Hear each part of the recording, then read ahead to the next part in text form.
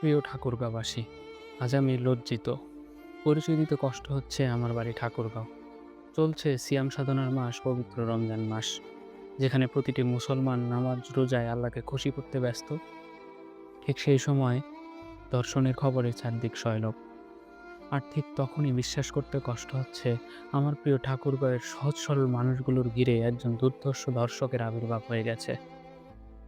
দর্শকের নাম মোজাম্মেল হক মানিক। ঠাকুরগাঁওয়ের কচুবাড়ির ৬ নং আউলিয়াপুরের ঘটনা। আউলিয়াপুর সরকারি প্রাথমিক বিদ্যালয়ের সহকারী শিক্ষক মোজাম্মেল হক মানিক।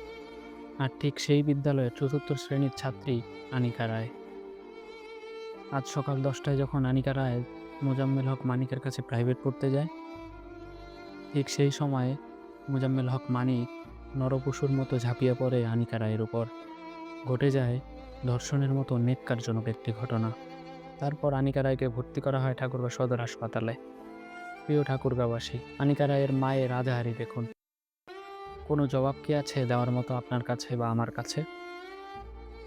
প্রিয় ঠাকুরগাঁওবাসী, আমার বোন, আপনার বোন আনিকা রায়ের উপর ঘটে যাওয়া ধর্ষণের মতো ন্যাক্কারজনক ঘটনার ধর্ষক মোজাম্মেল হক মানিকের সর্বোচ্চ শাস্তি দাবি করছি। প্রিয় ঠাকুরগাঁওবাসী, সবাই যার যার জায়গা থেকে আওয়াজ তুলুন। ধর্ষক মানিকের সর্বোচ্চ শাস্তি চাই।